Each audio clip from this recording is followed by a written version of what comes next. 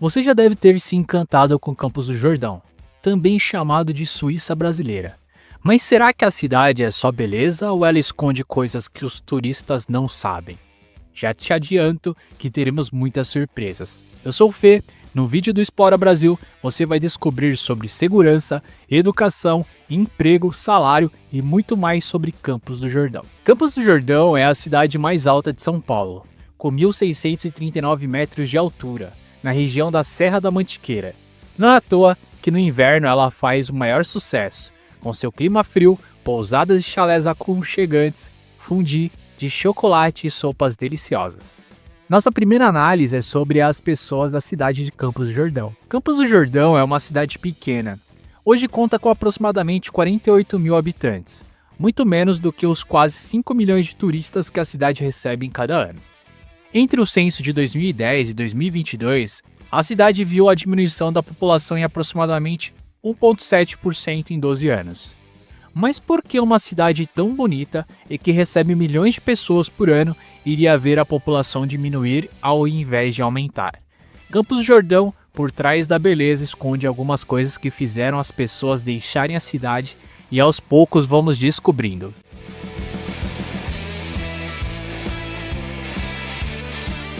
Vamos analisar a saúde, algo fundamental em uma cidade.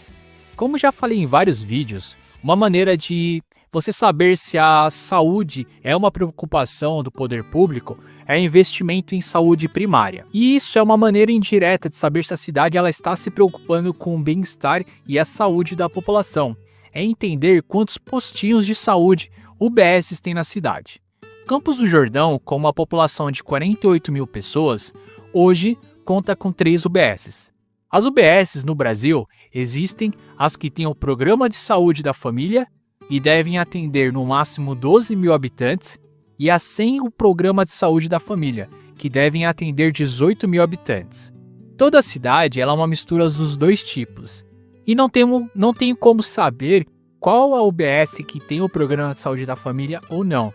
Então, a cidade deveria ter entre 3 UBSs e 4 UBSs de acordo com a população. No melhor cenário, ela tem o que precisa. E no pior cenário, falta uma UBS. Como vocês sabem, nos vídeos eu sempre coloco o mapa de calor para analisar as distribuições das UBS. Como a cidade ela tem poucas UBS, nem tem como fazer essa análise. Lembrando que eu sempre falo, quantidade não significa qualidade. Porém, a quantidade é uma forma indireta de saber como anda a atenção à saúde da população. Como no vídeo que eu falo sobre São Paulo e Rio de Janeiro, vemos que faltam centenas de UBSs. Isso ajuda a explicar o caos da espera de moradores chegando a 3 meses para uma simples consulta para renovar a receita de medicação. Na minha opinião, acho que pela cidade talvez as pessoas tenham dificuldade em se locomover até o UBS.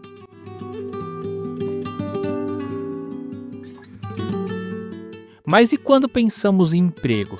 Será que a cidade é boa para conseguir um emprego? Vamos descobrir. Já assistiu aqueles filmes de terror ou suspense que o turista chega na cidade, tudo parece perfeito, mas ao decorrer do filme, tu descobre que os moradores são tudo cúmplices do mano da serra elétrica. Então, aqui a beleza da cidade começa a perder um pouco o brilho. A taxa de ocupação de Campos do Jordão é de 37,22%. À primeira vista, esse número pode parecer baixo, e realmente é. Mesmo com um crescimento na última avaliação, a cidade está bem abaixo da média do país, que é de aproximadamente 57%. A diferença de quase 20 pontos percentuais indica que uma parcela considerável da população em idade ativa pode estar fora do mercado de trabalho e que talvez o mercado de trabalho na cidade só aquece no período de alta temporada, sendo trabalhos sazonais.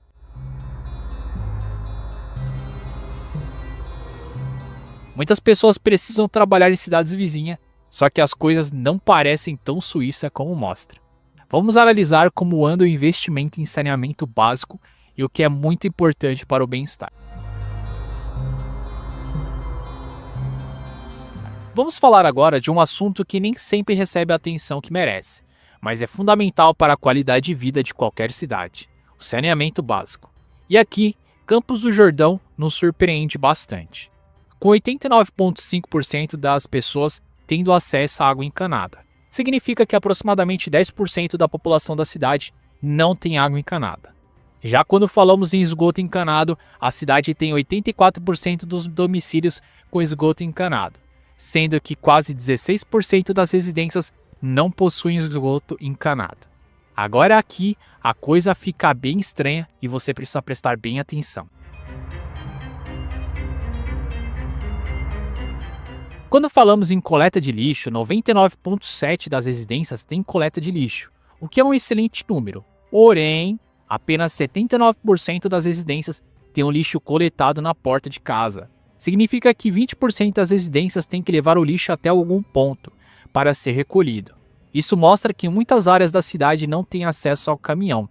Então, deve existir alguns pontos na Suíça brasileira onde o caminhão da coleta não consegue ter acesso.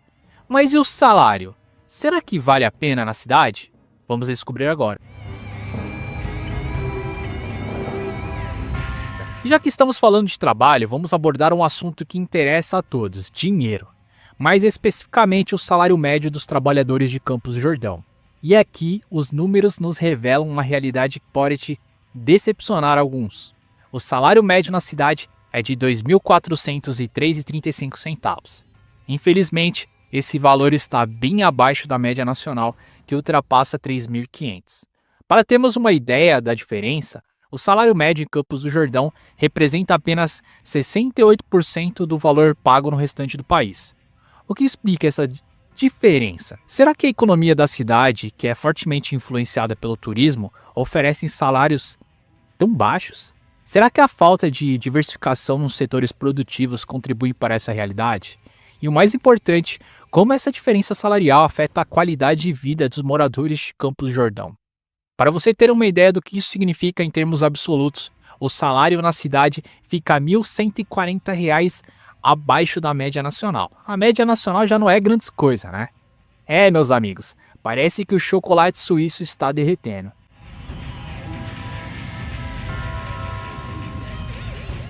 Mas e a educação na cidade? Vamos dar uma olhadinha no IDEB, que mede a qualidade do ensino no Brasil. Como já mencionei aqui no canal, geralmente as escolas municipais têm a tendência de serem melhores quando comparadas às estaduais. Nos dados que temos do IDEB, que mede o ensino de 0 a 10, o ensino fundamental na cidade parece que possui escolas municipais. E nesse sentido, a cidade está acima da média do Brasil, com nota 6,5 nos anos iniciais. Quando vamos para o fundamental anos finais, a cidade cai um pouco, porém mesmo assim fica 1 ponto acima da média brasileira. Pelo menos no quesito educação a cidade parece mandar bem.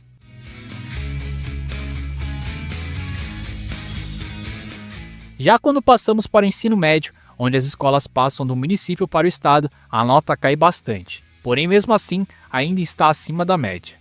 E eu nunca vi até o momento desse vídeo o ensino médio aumentar a nota do IDEB ou manter comparado ao ensino fundamental. Geralmente, elas vão caindo através dos ciclos de ensino e pioram muito no ensino médio. Quando falamos em faculdade, ensino superior, muitos moradores têm que estudar em outras cidades próximas ou até mesmo se mudar.